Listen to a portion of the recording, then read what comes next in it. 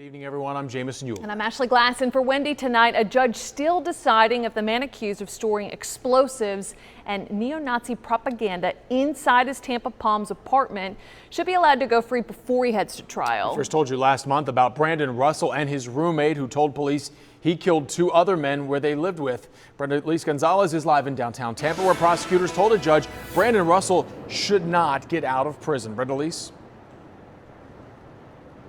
Prosecutors argued inside this courthouse today that he is a risk to the community if he's released. They used evidence found at his apartment as well as comments made by his roommate as proof.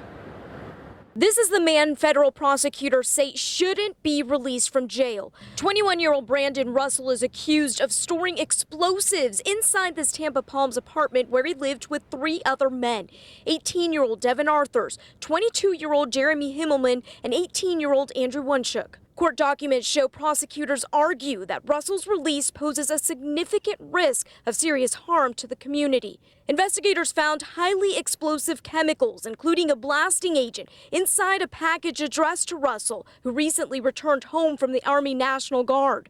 They also found neo-Nazi propaganda and a framed picture of Timothy McVeigh inside his bedroom. Deputies arrested Russell 2 days later after Arthurs told police he'd killed Himmelman and Wunschuk after they disagreed with his new faith in Islam. Court documents show Arthurs told investigators that Russell and the victims were active members of a neo-Nazi group led by Russell, and that he'd seen Russell online in several Nazi chat rooms, threatening to kill people and bomb infrastructures.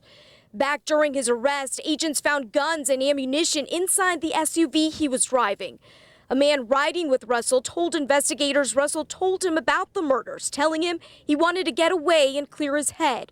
He told them they stopped to buy firearms and ammunition during the trip, and he didn't think they'd ever be returning home. Russell's attorney doesn't think he'll be a threat if he's released. He had these materials for over 2 years and never used them, never planned to use them, and there's no evidence that he ever planned to use them.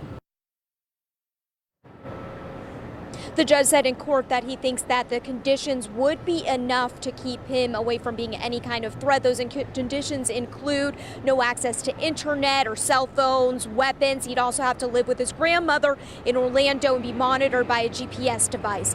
Reporting live in Tampa, Brenda Elise Gonzalez, ABC Action News.